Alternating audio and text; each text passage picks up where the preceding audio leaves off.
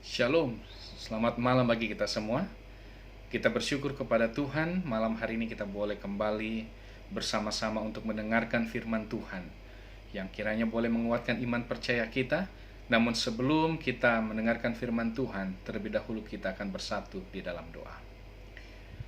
Bapa kami yang bertahta di dalam kerajaan surga, pada malam hari ini ketika kami sedia mendengarkan firman Tuhan, buka hati dan pikiran kami, kuasai dengan Roh Kudus-Mu sehingga apa yang kami dengarkan boleh kami mengerti, memberikan kekuatan di dalam kehidupan kami, dan boleh semakin mempersiapkan diri kami di dalam menanti kedatangan Yesus yang kedua kali. Inilah yang menjadi doa dan harapan kami, di dalam nama Yesus kami berdoa. Amin. Baik, pada malam hari ini kita akan mendengarkan sebuah renungan firman Tuhan, di mana ini masih ada sangkut pautnya dengan situasi kita yang kita alami pada saat ini. Mari kita membuka Alkitab kita di dalam kitab Matius pasal yang ke-25.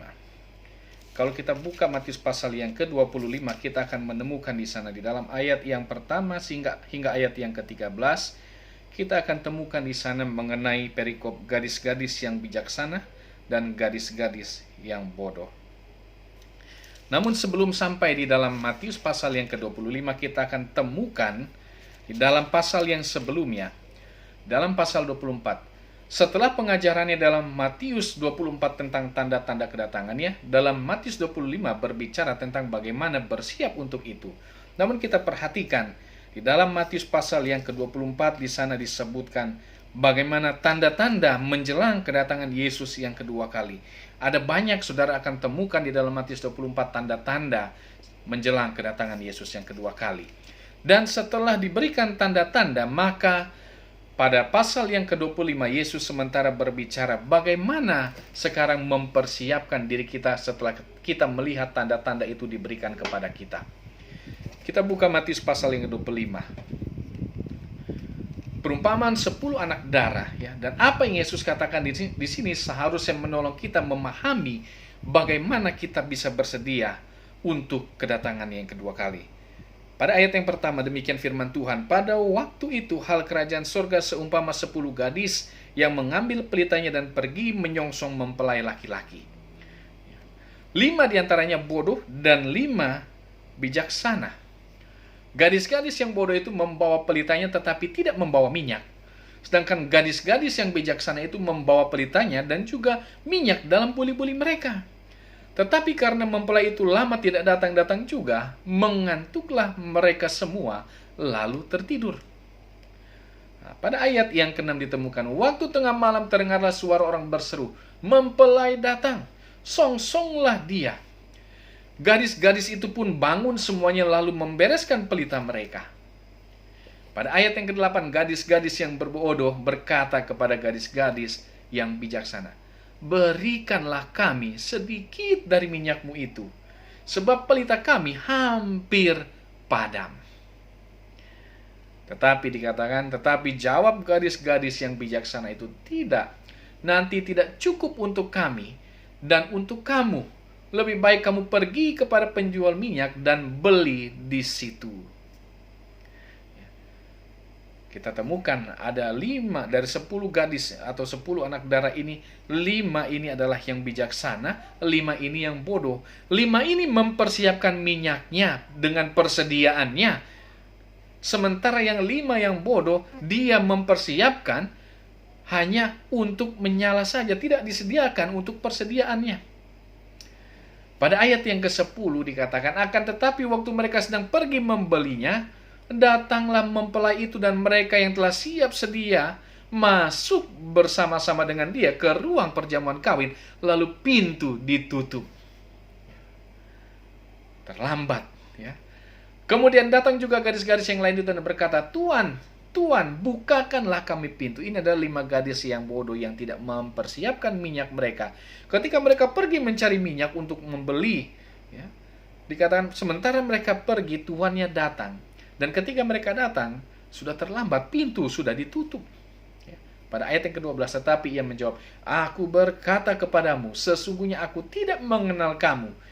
Karena itu, berjaga-jagalah sebab kamu tidak tahu akan hari maupun akan saatnya. Kita tidak pernah tahu Kapan kedatangan Yesus yang kedua kali? Pada Matius 24 kita diberikan tanda-tanda. Ya. Bagaimana kedatangan Yesus? Apakah yang akan terjadi sebelum ataupun menjelang kedatangan Yesus yang kedua kali? Sudah dikasih tahu tanda-tandanya. Sekarang ketika sudah dikasih tahu tanda-tandanya, bagaimana mempersiapkan diri kita? Inilah yang dilakukan. 5 gadis bijaksana mempersiapkan minyak mereka, sementara yang lain tidak. Yesus memulai fase pengajaran ini melalui berbicara tentang 10 anak darah. Disebut anak darah oleh karena menggambarkan mereka yang mengaku orang-orang Kristen. Mereka tidak berada di pihak setan dalam pertentangan. Ya. Di dalam pertentangan ini hanya ada dua pihak, yaitu di pihak Tuhan dan di pihak setan. Tetapi dikatakan bahwa anak-anak darah ini mereka tidak di pihak setan di dalam pertentangan ini. Mereka terhubung dengan kerajaan sorga. Ya. Matius 25 ayat yang pertama tadi disebutkan. Ini mengenai apa? Hal kerajaan sorga. Tetapi di akhir zaman dikatakan pada ayat yang kelima, mereka semua tertidur. Sementara di dalam Matius 24 ayat 42 kita akan temukan bahwa Kristus telah mengamarkan supaya tetap berjaga-jaga atau tetap terbangun sehingga mereka tidak dalam keadaan tidur, bersedia saat dia kembali. Sangat disayangkan ketika Yesus datang yang kedua kali bahwa ternyata umat-umatnya sementara didapati tertidur. Semua 10 anak darah ini memiliki lampu dan semua pergi untuk bertemu dengan mempelai. Yang berarti mereka sedang menantikan kedatangannya. Tetapi ketika mereka sementara menanti mempelai ini, dikatakan ternyata ada penundaan. Dan semua orang percaya ini sedang tidur saat kedatangannya. Tetapi dikatakan tiba-tiba di tengah malam, mereka semua dibangunkan. Pada ayat yang ke-6 dikatakan apa? Mempelai telah datang. Anak gadis yang bodoh terkejut tidak siap sedia. Mengapa? Di dalam satu versi kita akan temukan bahwa dikatakan lampu kami mati. Tetapi dalam versi yang lain, dalam bahasa asli Yunani dikatakan lampu akan padam. Ya. Masih ada cahaya tetapi akan padam. Masih ada sedikit cahaya yang tersisa. Mereka masih memiliki sedikit minyak tetapi tidak cukup untuk persiapan bertemu dengan Kristus atau sang mempelai itu. Kemudian di mana masalahnya? Dikatakan bahwa anak darah ini mewakili orang Kristen yang sedang menunggu kedatangan Kristus, yang memiliki pengalaman yang dangkal bersama dengannya. Mereka memiliki sedikit minyak dan beberapa hal dalam kehidupan mereka, roh bekerja tetapi hanya kelap-kelip saja, kecil saja cahayanya. Mereka puas dengan sedikit ketika seharusnya mereka butuh banyak. Sekarang bagaimana dengan kita? Ketika wabah corona ini sementara melanda negeri kita dan beberapa negara yang ada di belahan dunia, di mana dikatakan pada aturan-aturan pemerintah di berbagai dunia dikatakan stay at home, di rumah saja. Ketika kita bekerja, ketika wabah corona ini tidak terjadi, mungkin kita sibuk dengan pekerjaan kita sehingga waktu kita lebih banyak tersita dengan pekerjaan. Sementara untuk mempelajari firman Tuhan, ya mungkin hanya renungan pagi malam ataupun kalau ingat kita baru melakukannya. Tetapi ketika situasi seperti sekarang ini, di mana kita memiliki banyak waktu, apakah di waktu-waktu seperti sekarang ini, di mana kita memiliki banyak waktu untuk membaca firman Tuhan dan menjalin kembali hubungan kita dengan Tuhan lebih dekat lagi, mengkoneksikan diri kita dengan surga, sudahkah saudara dan saya, kita semua mempersiapkan lampu dan minyak kita agar tetap menyala hingga sang mempelai tiba? Di mana saudara mau memposisikan diri? Apakah kita mau memposisikan diri kepada 5 gadis yang bijaksana yang mempersiapkan lampu serta minyak cadangannya supaya mereka siap menanti ketika sang mempelai itu datang? Seandainya terjadi penundaan, mereka sudah siap karena mereka mempersiapkan minyak cadangan. Atau saudara mau menempatkan posisi di 5 gadis ataupun anak darah yang bodoh ini, Yang mereka punya lampu, mereka punya minyak, tetapi tidak punya persediaan. Sehingga ketika terjadi penantian yang cukup panjang, ketika mereka sementara tertidur, mereka tidak siap ketika mempelai itu datang. Di mana saudara memposisikan diri? Itu semua pilihan kita. Tetapi yang jelas ketika saat ini kita punya banyak waktu, tinggal di rumah, bekerja dari rumah, kita punya banyak waktu untuk bisa mengkoneksikan, menghubungkan diri kita lebih dekat lagi dengan surga. Mempersiapkan diri kita, mempersiapkan lampu serta minyak cadangan kita. Ketika terjadi penundaan ataupun ketika kita menanti seolah-olah waktu itu terus berjalan, tetapi kita sementara dipersiapkan menanti kedatangan Yesus yang kedua kali. Gunakan waktu yang kita miliki. Selagi masih banyak waktu yang kita miliki, karena kita tidak tahu kapan Yesus mau datang ataupun kapan kita akan beristirahat, kita tidak pernah tahu waktunya kapan. Tidak ada satu orang pun yang tahu. Bahkan ketika kedatangan Yesus yang kedua kali dikatakan apa? Anak pun tidak tahu, hanya Bapa yang tahu. Oleh karena itu, sudah siapkah saudara menanti kedatangan Yesus? Ellen White di dalam buku seri Membina, jilid 5, halaman 317 dikatakan, Roh itu bekerja atas hati manusia sesuai dengan keinginan dan persetujuannya untuk menanam dalam dirinya suatu keadaan yang baru.